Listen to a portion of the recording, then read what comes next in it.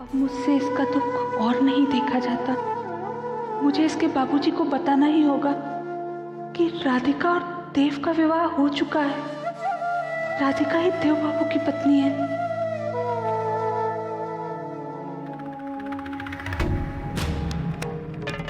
गौरिया, तू तो अपनी बेटी का सुहाग देने चली थी उनको। देख लियो कैसन बात बिगड़ गई।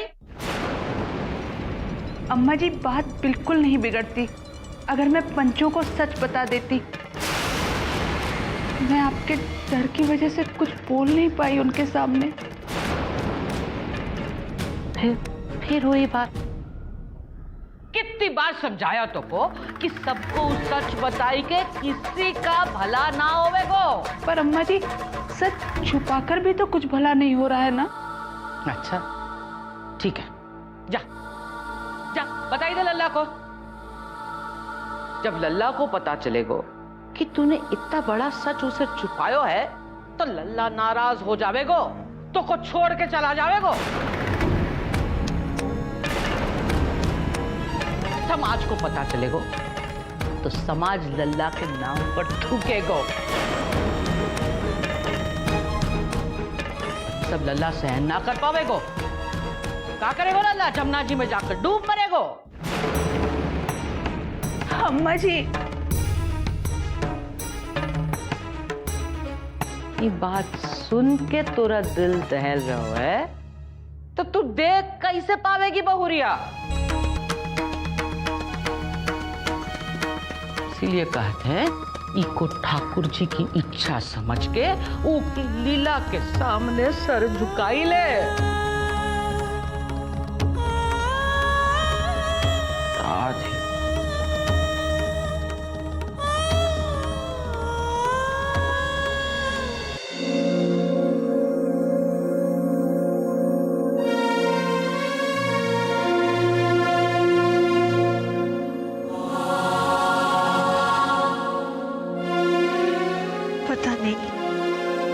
भगवान और कितनी परीक्षा लेगा मेरे देव की। पता नहीं क्या लिखा है उसकी किस्मत में।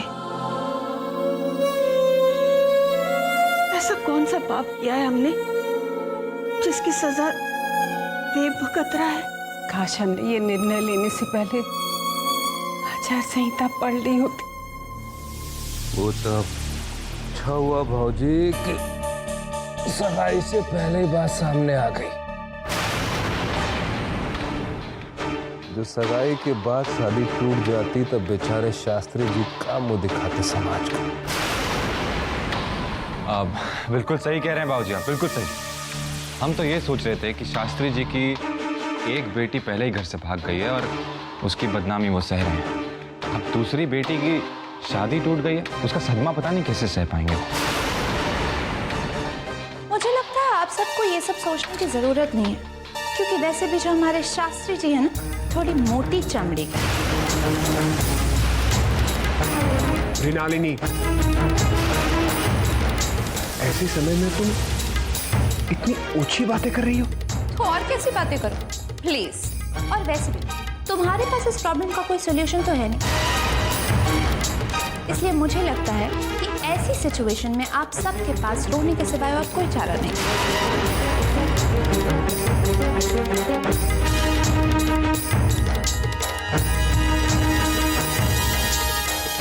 हम पूछ रहे थे वो शगुन के लिए जो सामान खरीदा था उसे लौटाना है कि रखना है।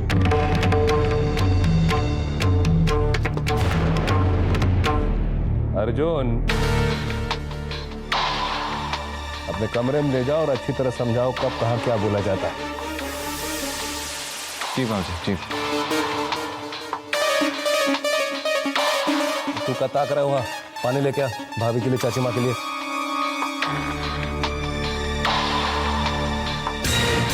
क्या कहें चाची माँ, अब तो एक ही बात समझ में आती है। हमारे पूर्वजों ने जो भी नियम बनाए थे तो काफी सोच समझकर ही बनाए होंगे।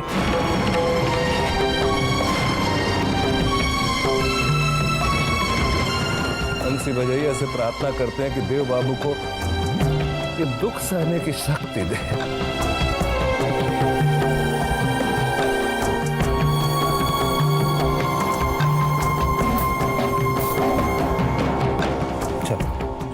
प्रभु की मर्जी। अपना ख्याल रखिए चाची माँ, आप लोग अपना ख्याल रखिए।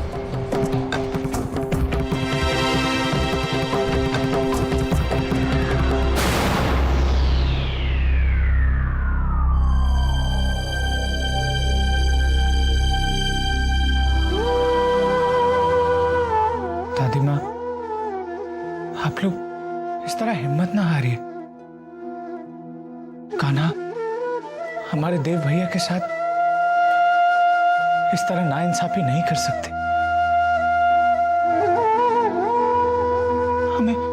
हमें पूरा विश्वास है देव भैया की किस्मत में जितने दुख उन्होंने देखे उससे ज्यादा दुख नहीं है।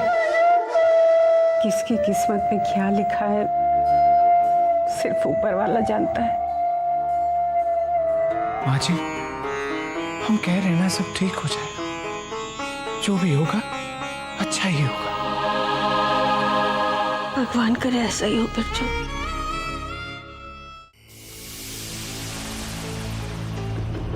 सुपर माइंड ब्लोइंग फैंटास्टिक चाचा जी। मेरे पास शब्द ही नहीं है बताने के लिए कि आपका प्लान कितना ब्रिलियंट था। मतलब मैं भी नहीं सोच सकती कि ऐसा था। बिल्कुल सही कह रही हैं भाभी जी, आप बिल्कुल सही कह रही हैं। हमारे बाबूजी हैं ही इतने बढ़िया खिलाड़ी। वैसे सच बताएं, आज तक हमारे बाबूजी का एक भी दाव खाली नहीं गया। और देखना, इस दाव का तो लंबा असर होगा। इतना लंबा असर होगा कि देव की सारी उम्र बीत जाएगी, दोबारा शादी नहीं कर पाएगा बेचारा। तो जो बीवी है वो कभी लौट के नहीं आएगी, और दूसरी जो है कभी जीवन में ही नहीं आएगी। क्या कहते हैं? हाँ, अंत भला था सब भला। सब भला।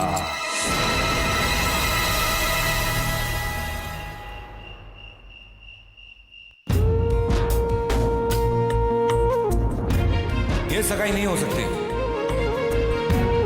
एक राजपुरोहित अपनी पहली पत्नी के जीवित होते हुए दूसरा विवाह नहीं कर सकता।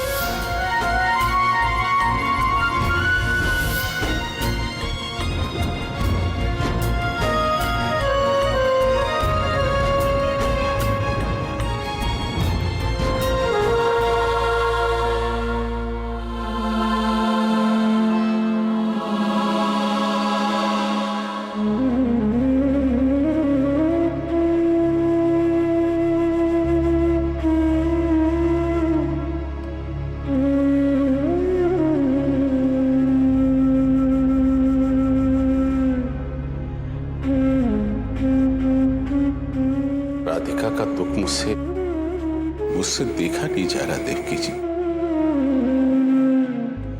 ये दिन दिखाने के लिए ईश्वर ने उसे आश्रम से वापस संसार की ओर भेजा था।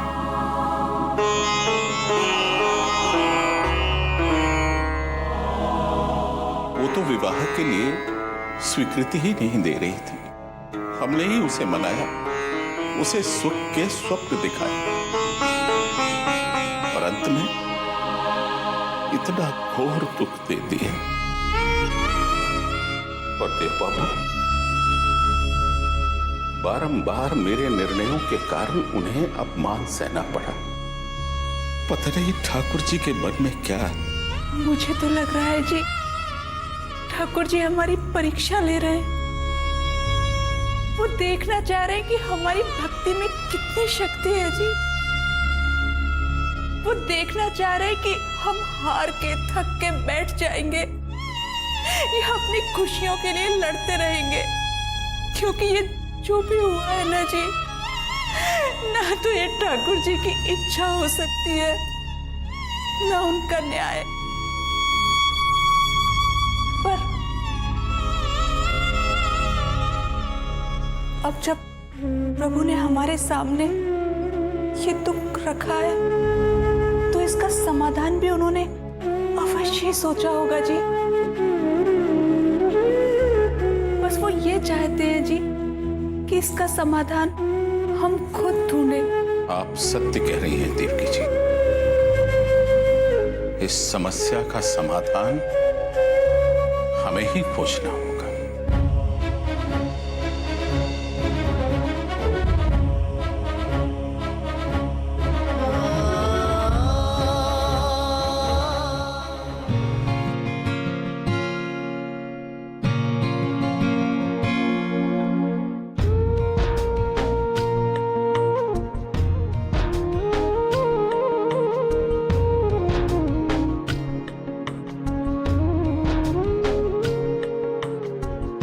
बाबरे नैना भरे रहे रात भर,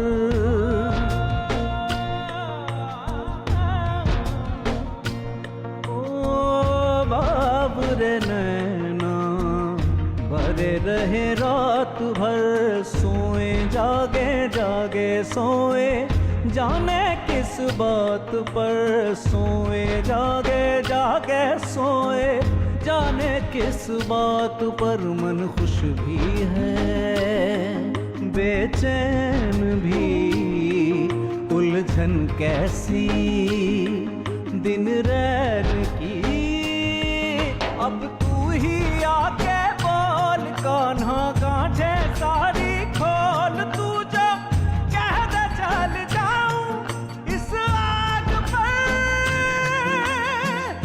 चल जाऊं इस आग पर।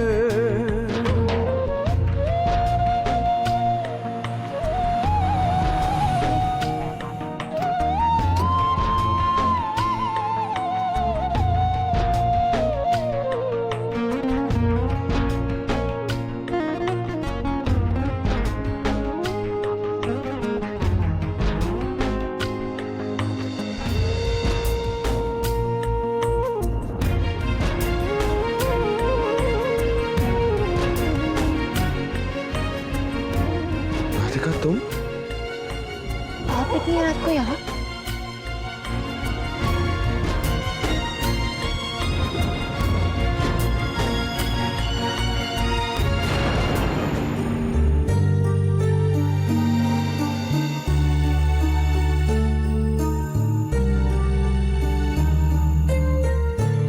घर में घुटन सी हो रही थी। अपने आप को संभालिए, इस तरह से परेशान मत होइए। क्या तुम परेशान नहीं हो? राधिका, तुम जानती हो मैं तुमसे बहुत प्यार करता हूं, और इस दिन का मैं कब से इंतजार कर रहा था। क्यों भगवान मुझे तुमसे बार बार मिलाकर तुमसे अलग कर देते हैं? आज तक मैं अपना दायित्व, अपने कर्तव्य पूरी तरह निभाता है और तुमसे दूर रहा। अब कान्हा ने हमें दोबारा मिला है और ये सपना भी दिखाया कि हम दोनों अपना जीवन एक दूसरे के साथ बिता सकते हैं।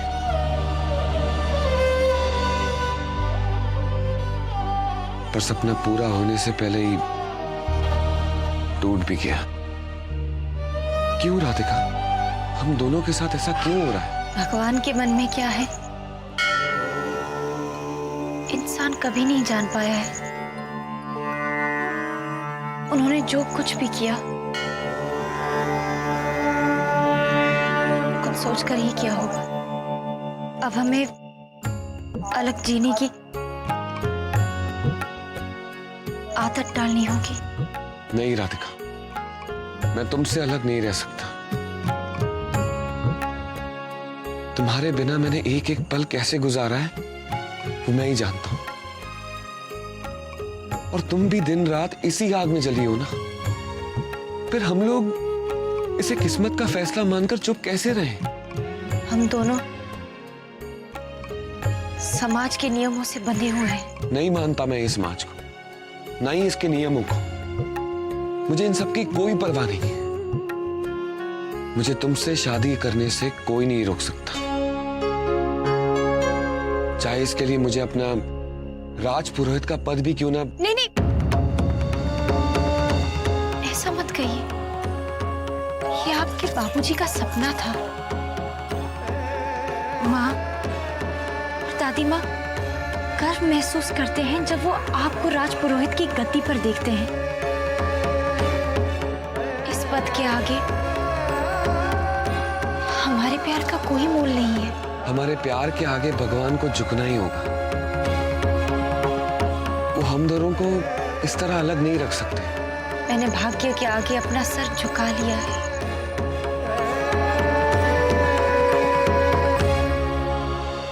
रात बहुत हो चुकी है, अब मुझे जाना चाहिए। सुनो, थोड़ी देर तो रुक जाओ। तुम पास होती हो तो कम से कम उतने समय के लिए तुम्हें खो देने का डर मिट जाता है।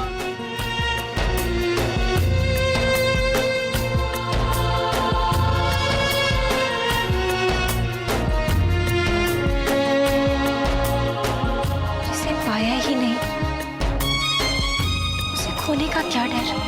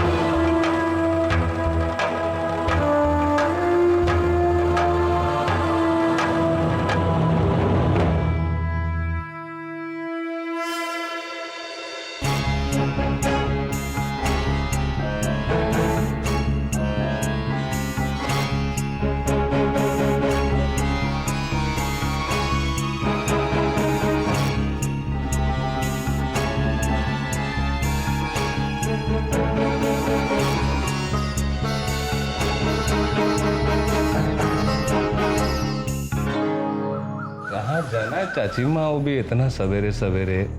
मन अच्छा नहीं है आज। अरे देव, तू अभी तक तैयार नहीं हुआ? तैयार तो हो जाऊंगा दादी माँ, पर जाना कहाँ है? शास्त्री जी ने हम सबको पंचायत में बुलाया है।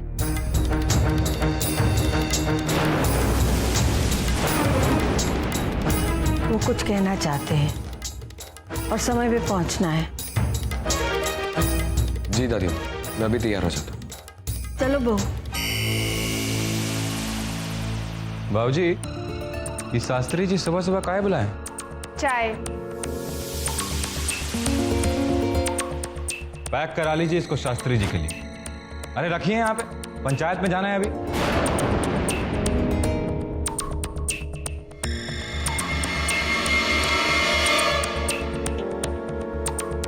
लगता है ये शास्त्री इतना जल्दी हार नहीं मानेगा। चलो नया नाटक भी देख लिया जाए। का तमाशा। चलिए बाबू। चलो।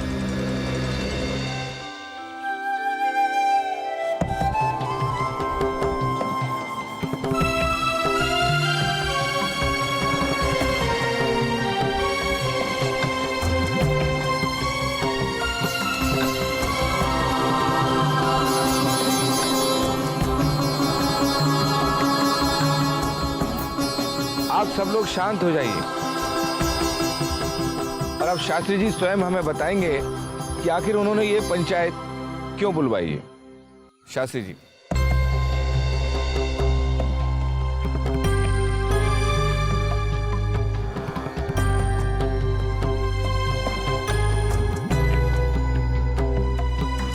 सर्वप्रथम तो मैं आप सबका धन्यवाद करना चाहूंगा कि आपने मेरा आग्रह स्वीकार किया।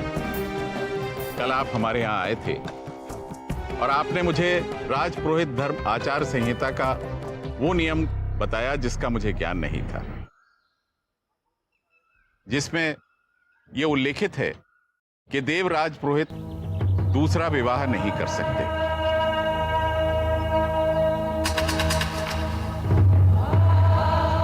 परंतु इस आचार संहिता के 15वें अध्याय में इस समस्या का समाधान भी वर्णित किया हुआ है।